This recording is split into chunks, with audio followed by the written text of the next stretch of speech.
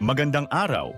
Sa video na ito, tatalakayin natin ang buod ng ika-4 na kabanata ng Ibong Adarna na may pamagat na Ang Kabiguan ni Don Diego mula sa mga saknong 81 hanggang 109.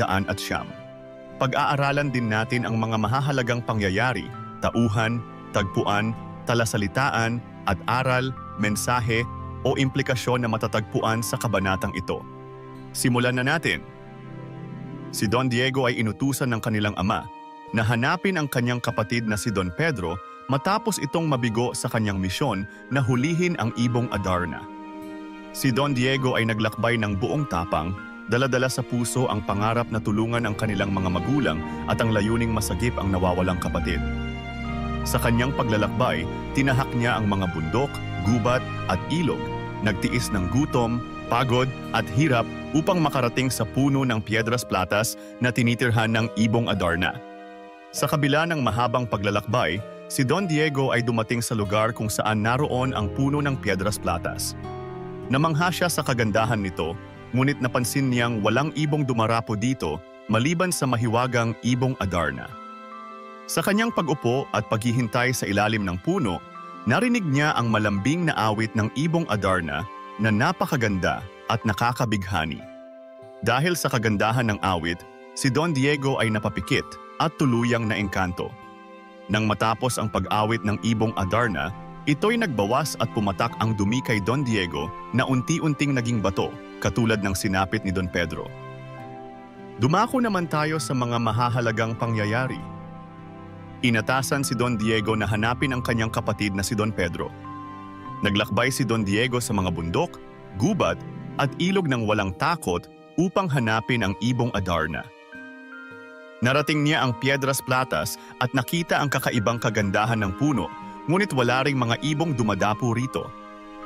Sa kanyang paghihintay, si Don Diego ay naengkanto ng awit ng Ibong Adarna. Tulad ni Don Pedro, si Don Diego ay naging bato matapos mapatakan ng dumi ng Ibong Adarna. Mga mahahalagang tauhan. Don Diego, ang pangalawang anak na inatasan na hanapin si Don Pedro at ang Ibong Adarna. Siya ay masipag at matiyaga, ngunit naging biktima rin ng pagkakaengkanto ng Ibong Adarna. Don Pedro, ang unang prinsipe na naunang naghahanap sa Ibong Adarna, ngunit nabigo at naging bato. Ibong Adarna, ang mahiwagang ibon na hinahanap ni Don Diego. Dumako naman tayo sa tagpuan. Ang kwento ay naganap sa kagubatan at kabundukan ng Tabor. Ngayon naman ay talakayin natin ang mga talasalitaan na ginamit dito. Inatasan, binilinan, pinag-utusan. Kinipkip, itinago, maalindog, maganda at kaakit-akit, nahapo, napagod, nawalan ng lakas, nakadalat, nakarating sa paroroonan, tinunton, sinundan o nilakbay ang isang direksyon, pagbubulay-bulay, pagninilay-nilay o malalim na pag-iisip, maririlag, magaganda at kaakit-akit.